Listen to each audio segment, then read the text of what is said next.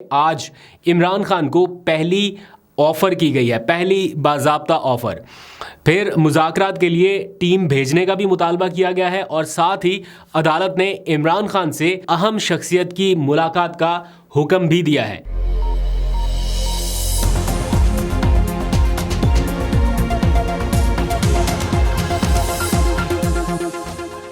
बिस्मिल्लाहिर्रहमानिर्रहीम, अस्सलाम वालेकुम। पाकिस्तान और दुनिया भर में देखने और सुनने वालों को अब्दुल कादिर का सलाम। इंतखाबात में अब सिर्फ 5 दिन का वक्त बाकी रह गया, या यूं कह ले अगर कैलकुलेट करें तो चंद घंटे ही बाकी है।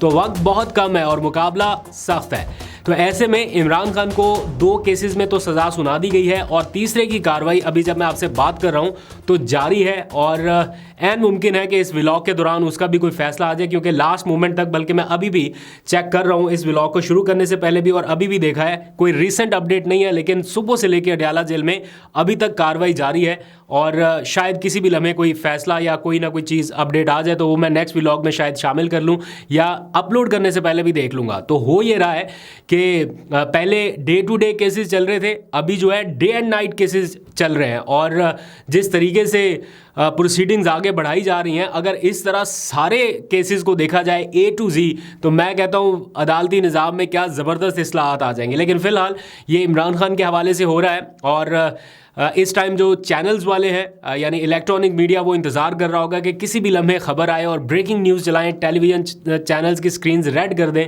और दूसरी तरफ जो अखबारात वाले होंगे वो अपनी अपनी स्पेस जो है, अखबारी स्पेस, वो सफ़ात की जो स्पेस है वो बचा कर बैठे होंगे हेडलाइंस की कि यहाँ पर सुबह हम ये हेडलाइन लगाएंगे।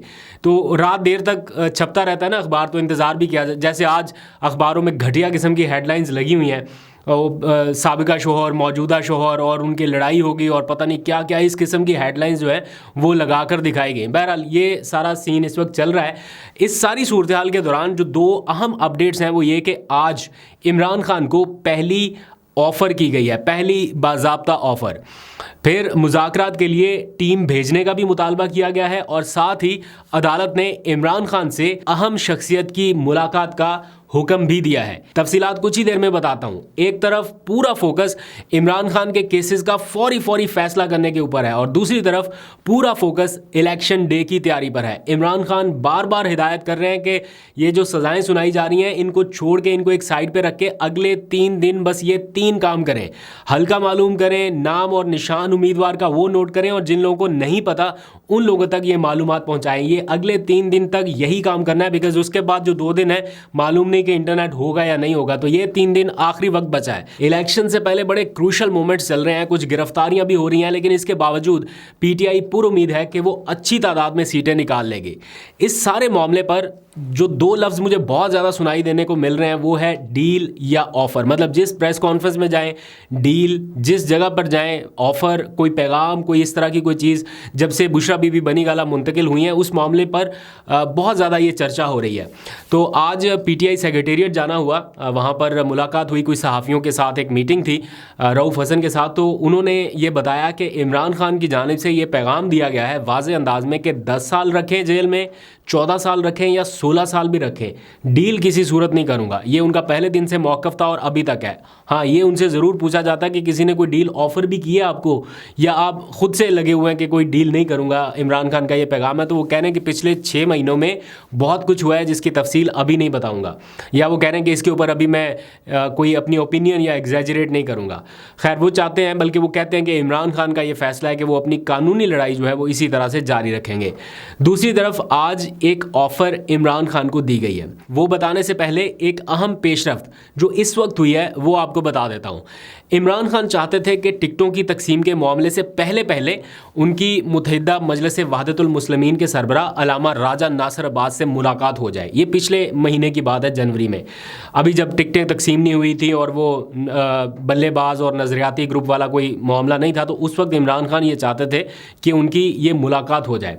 ख़ुसूसी अदालत जिन्होंने सज़ा सुनाई है इमरान खान साहब को, उन्हीं के जज जो जुल्करनैन साहब हैं, उन्होंने हुक्म दिया अडयाला जेल की इंतज़ामिया को कि इमरान खान साहब की ये मुलाकात कराई जाए अल्लामा राजा नासिर अब्बास से, जो MWM के सरबराह हैं। लेकिन जेल इंतज़ामिया ने उस वक्त ये मुलाकात नहीं कराई थी, जिसके बाद अल्लामा राजा नासिर अब्बास ने इस्लामाबाद हाई कोर्ट से रुजू किया और आज हाई कोर्ट ने वापस ये हुक्म दिया है, बल्कि अदालत के पहले से मौजूद हुक्म के ऊपर अमल दरामद कराने का हुक्म दिया है कि अल्लामा राजा नासिर अब्बास की इमरान खान से मुलाकात कराई जाए। मेरा ज़ाती ख्याल ये है कि इमरान खान शायद नहीं चाहते कि उनके उम्मीदवार जीतने के बाद भी आज़ाद रहें या उन्हें धकेला जाए किसी दूसरी पार्टी में ज़ोर ज़बरदस्ती से या जैसे भी। तो वो ये चाहते हैं कि जैसे ही इलेक्शन की अनाउंसमेंट हो, रिज़ल्ट की अनाउंसमेंट हो, तो उनके उम्मीदवारों के पास कोई ना कोई प्लेटफॉर्म हो ज्वाइन करने के लिए। अभी बल्ले के निशान के ऊपर वो नहीं आ सकते क्योंकि इंट्रा पार्टी इलेक्शन का मामला है, अभी वो हुए भी नहीं है, आज होने थे, वो भी मुलतवी कर दिए गए फॉर सम रीजंस। तो अभी इमरान खान साहब की ये चॉइस है कि किसी एक ऐसी पार्टी को वो साथ लेके चलें जिसमें उनके जीतने वाले उम्मीदवारों को एक शेल्टर मिल सके या एक पार्टी की सियासी पनाह एक तरह से आप कह लें वो मिल सके। तो इसके लिए वो किसी सियासी जमात से इत्तेहाद करेंगे और मुझे ऐसा लगता है कि MWM इस वक्त उनके लिए बेस्ट उनको लग रही है। पहले जब टिकटों की तकसीम वाला मामला था, बल्लेबाज वाला उन्होंने इंतखाब क्यों किया या क्यों उसकी तरफ गए, वो मैंने डिग आउट करने की कोशिश की, तो पता ये चला कि दो बड़ी स्ट्रॉन्ग पार्टीज़ थी, दो चॉइसेस थी, एक सुन्नी इत्तेहाद कौंसिल की और दूसरी MWM मुत्तहिदा मजलिस वहदतुल मुस्लिमीन की। लेकिन जो प्रॉब्लम आ रहा था वो ये कि एक तरफ जो सुन्नी इत्तेहाद था और दूसरी तरफ शिया इत्तेहाद था। तो ये जो एक ऐसी सिचुएशन थी जिसमें कहीं ना कहीं वोटर्स के ऊपर असर पड़ता है इस चीज़ का कि अगर किसी एक मजहबी जमात की तरफ जाएं तो ये जो चीज़ थी कि मजहबी एलिमेंट जो है वो आ जाएगा। तो इस वजह से ये कोशिश की गई कि किसी ऐसी पार्टी को रखा जाए, किसी ऐसे निशान की हिमायत हासिल की जाए जिसमें ये फैक्टर ना आ सके, क्योंकि इलेक्शन होने से पहले आप ये नहीं कर सकते किसी एक मजहबी फरीक को आप अपने साथ हमायत में मिला लें तो कहीं दूसरा ना नाराज़ हो जाए। लेकिन जीतने के बाद जब वोट आपको पड़ चुके हों देन आप फिर किसी को भी ज्वाइन कर सकते हैं। तो मुझे ये लगता है कि अब वो शायद उस तरफ जाना चाहते हैं, क्योंकि MWM की अच्छी खासी ग्राउंड के ऊपर एक एंट्रेंच है, मतलब जिसे कहते हैं ग्रिप है, और इतनी आसानी से शायद उनको दबाया ना जा सके। तो ये वो कोशिश हो रही है कि उनकी मुलाकात हो सके, और अगर ये मुलाकात मुमकिन हो गई तो ये पहली सियासी मुलाकात होगी, क्योंकि अभी तक इमरान खान साहब को किसी सियासी शख्सियत से मुलाकात नहीं करने दी गई। इवन उनकी पार्टी के लोगों में से भी कोई सियासी शख्सियत उनसे मुलाकात नहीं कर सकी, सिर्फ उनकी लीगल टीम या उनके फैमिली के मेंबरान ही मिल सके हैं। अब आ जाएं जो मैंने आपको स्टार्ट में कहा एक ऑफ़र की तरफ, के जो ऑफ़र आज पहली बार बाज़ाब्ता इमरान खान साहब को दी गई है वो है अकबर एस बाबर की ऑफ़र, यानी बानी रुकन मोहतरम जनाब अकबर एस बाबर की तरफ से। और वो ये कहते हैं कि PTI के बानी चेयरमैन को आज एक पेशकश कर रहा हूँ, एक मसालहती रास्ते पर हमें चलने की ज़रूरत है, और बानी चेयरमैन 3 नुमाइंदे अगर मुकर्रर कर दें अपनी तरफ से और साथ में एक वकील को नामज़द कर दें, तो ऐसा ही हम करते हैं, हम 3 नुमाइंदे और एक वकील नामज़द करते हैं और हम आपस में बैठकर एक फ्रेमवर्क बनाते हैं।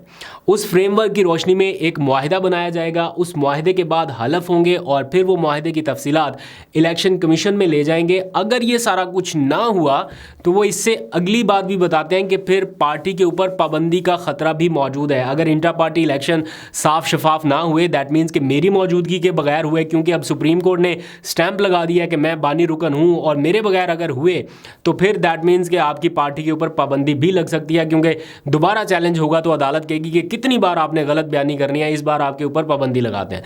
तो वो ये कह रहे हैं कि इससे बचने के लिए मेरे साथ बैठें, अपने नुमाइंदे भेजें, वकील भेजें, चाहे तो पहले वकील भेज दें, मैं अपना वकील भेजता हूँ, बैठ के एक ड्राफ्ट तैयार करते हैं।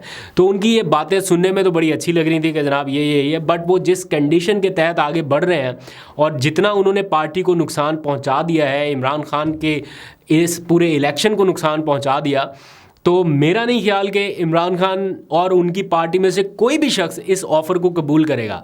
भले पार्टी जाती है जाए, वो इस तरफ तो अब नहीं आने लगे। तो इस पर बल्कि PTI का एक रद्दअमल भी आया, इनिशियल रद्दअमल। वो कहते हैं कि अकबर एस बाबर कोई भी पेशकश करने से पहले सिर्फ कौम को ये बता दे कि तहरीक इंसाफ 26 सितंबर 2011 को ज़ाब्ते की कार्रवाई के बाद उन्हें बुनियादी रुकनियत से हटा चुकी है, ख़त्म कर चुकी है।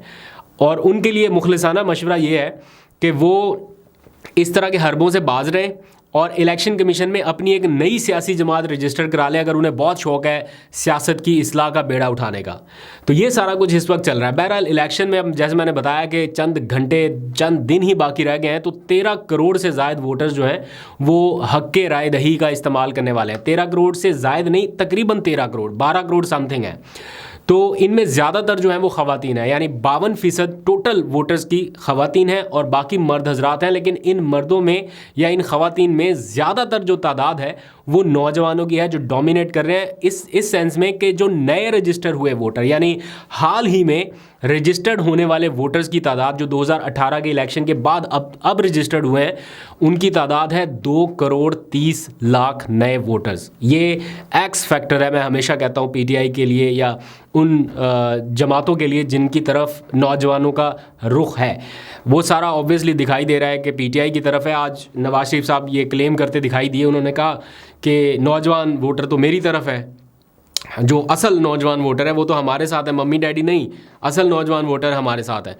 तो ये सारी सिचुएशन है। अब ये 2 करोड़ 30 लाख के करीब जो नया वोटर है ये किसकी तरफ जाएगा, ये बड़ा दिलचस्प होगा। जाते जाते 2 खबरें छोटी छोटी, वो ये कि इमरान खान के साथ ये जो भी एपिसोड हो रहा है पाकिस्तान में, तो उसके ख़िलाफ़ आवाज़ उठाना थोड़ा मुश्किल है, यानी एहतजाज वगैरह करना या सड़कों पर निकलना। ऑल्दो कि आज रऊफ़ हसन साहब मुझे बता रहे थे कि हमारे ऊपर बड़ा प्रेशर है, लोग गालियाँ दे रहे हैं, हमें बुरा भला कह रहे हैं कि आप लोग सोए हुए हैं, घरों से बाहर निकलें, एहतजाज करें, लेकिन हम एहतजाज की कॉल नहीं दे रहे, हम सिर्फ ये चाहते हैं कि वोटर घरों से बाहर निकले।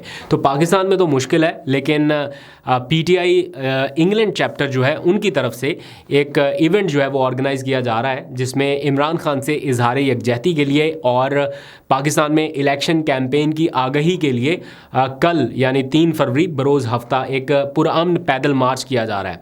तो उसमें भी उन्होंने कहा है, अगर आप तफसीलात देखना चाहते हैं तो उनके ट्विटर हैंडल जो पीटीआई यूके का है वहाँ पर जाके आप देख सकते हैं। तो ये सारी इन्फॉर्मेशन है। एक इत्तला ये है कि जाते जाते ख़बर ये कि जब से बुशरा बीबी को बनी गाला मुंतकिल किया गया तो बहुत सारी स्पेकुलेशंस हो रही हैं, मुखालफिन भी आवाज़ उठा रहे हैं और हामी भी पूछ रहे हैं कि ये कैसे हुआ। तो इत्तला ये है कि बुशरा बीबी और इमरान खान बनी गाला को सब जेल करार देने का जो नोटिफिकेशन है वो वापस लेने का मुतालबा कर रहे हैं और कहते हैं कि अदालत बनी गाला को सब जेल करार देने का नोटिफिकेशन ख़त्म करके बुशरा बीबी को अडयाला जेल में मुंतकिल करे। बुशरा बीबी की आज इस हवाले से कोई दरख्वास्त भी बताया गया है कि अदालत में दायर की गई है या अदालत में की गई है, वो तहरीरी है या वर्बल है, इस बारे में मैं अभी अपडेट ले रहा हूँ, ये कंफर्म नहीं है। अभी दोबारा से बता देता हूँ, ये इत्तला पहुँची है मेरे तक और शायद इसकी कंफर्मेशन कुछ देर में हो जाए, आपको अपडेट करूँगा। अभी तक के लिए इतने, अपना बहुत सा ख्याल रखिए। अल्लाह हाफ़िज़।